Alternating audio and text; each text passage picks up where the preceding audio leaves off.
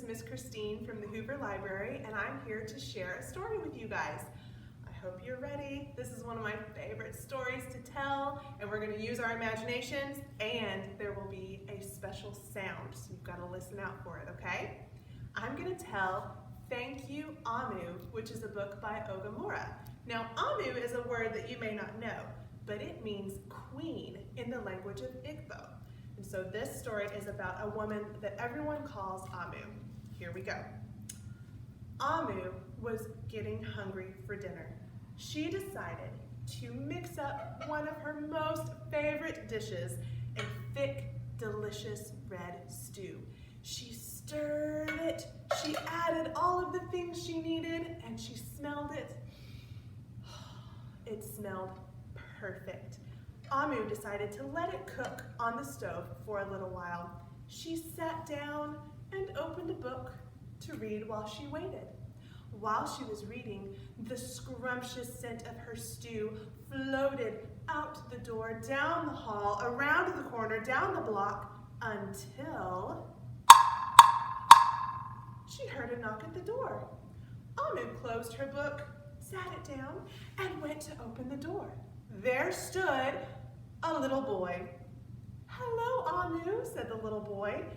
"I was playing with my cars down the street and I smelled the most delicious smell. Do you know what it is?" "Why, yes," said Amu. "It's some of my delicious red stew. Would you like some?" The little boy said, "Oh, yes, please." Amu poured some stew into a bowl for the little boy and he ate it all up.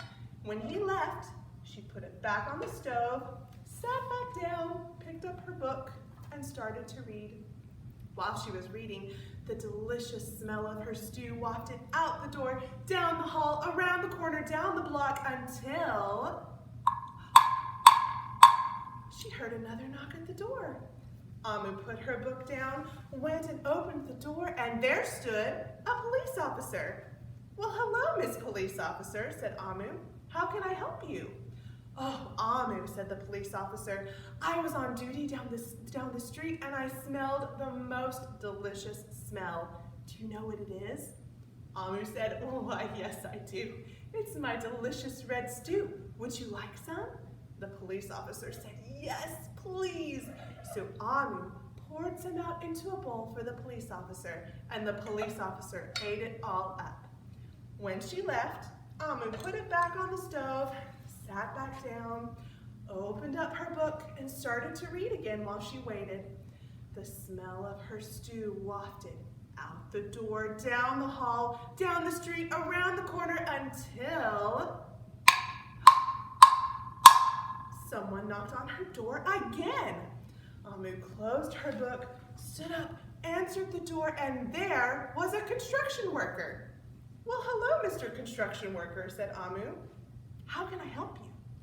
"Oh, Amu, I was building a building around the corner and I smelled the most delicious smell.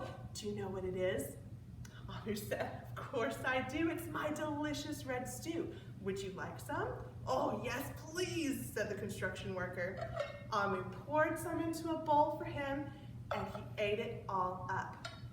Now, Amu sat back down, opened her book several more times, but the door just kept making this sound.